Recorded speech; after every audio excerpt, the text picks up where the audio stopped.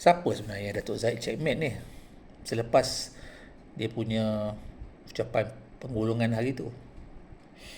So kita tengok sekarang kan, Datuk Zahid jemput semua parti-parti Melayu bergabung kan, demi untuk menjaga Islam dan Melayu di Malaysia kan.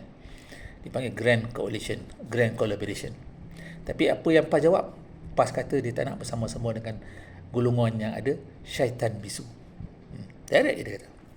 So UMNO jemput, PAS kata tak nak bersama-sama dengan golongan yang ada syaitan bisu. Jadi dia tak kata UMNO tu syaitan, tapi dia panggil golongan yang ada syaitan bisu. Maksudnya apa? Kalau kita baca maksud tu betul-betul, maknanya seolah-olah dia kata UMNO ni syaitan. Sebab dia kata tak nak, memang dia tak sebut PAS syaitan, memang dia tak sebut UMNO syaitan, tapi bila dia kata tak nak bersama-sama golongan syaitan bisu tu, faham-faham je lah kan. Jadi PAS reject. Jadi golongan-golongan dalam UMNO yang sibuk nak bersama-sama dengan PAS ni, apa cerita? Lebih-lebih lagi Datuk Zahid kata pula boleh sama-sama tapi tak boleh tebuk atap. UMNO takkan keluar daripada kerajaan. Jadi sebenarnya apa sekarang? Sebenarnya korang semua dah kena checkmate dengan Datuk Zahid kan. Korang nak bersatu padu sesama orang Melayu, boleh, tak ada hal, tak payah join diorang. Diorang join kita tapi jangan jatuhkan kerajaan.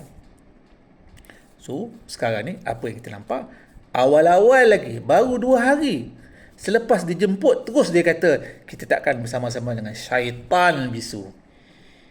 Terus dia label seolah-olah UMNO ni syaitan. So nak lagi ke? Hege-hege ke lagi dengan PAS kan? So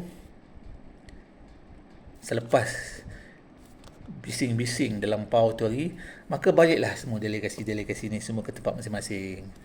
Yang jadi menteri, yang jadi timbalan menteri, yang jadi pegawai menteri pun jadi pegawai menteri, yang jadi chairman JSC pun chairman JSC, yang jadi board member JLC pun jadi board member JLC, yang jadi ketua kampung pun ketua kampung, baliklah kampung masing-masing jadi ketua kampung. So diorang ni semua rasa-rasa nak letak jawatan ke? Tanyalah masing-masing.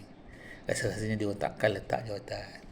So tak apalah, Datuk Zahid bagi semua bercakap. Cakap je lah puas-puas. Tapi hakikat je, UMNO takkan letak jawatan. Takkan tebuk atap. Alright? Dan satu lagi yang paling penting sekali, pemilihan UMNO ditaruhkan selepas pilihan raya ke-16.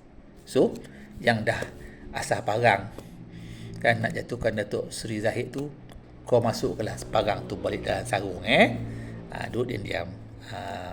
Okay? Duduk diam-diam. Lepas ni dia tak ada pau lagi tau. Tunggu lepas pilihan raya baru ada pau. So korang yang bising-bising ni, korang kena be careful sikit sekarang ni. Be careful. Sebab nak masuk time PRU ni, kalau korang bising-bising lebih-lebih sangat, bukan kena checkmate, kena makan terus dengan kick nanti. Assalamualaikum warahmatullahi wabarakatuh. Bye-bye.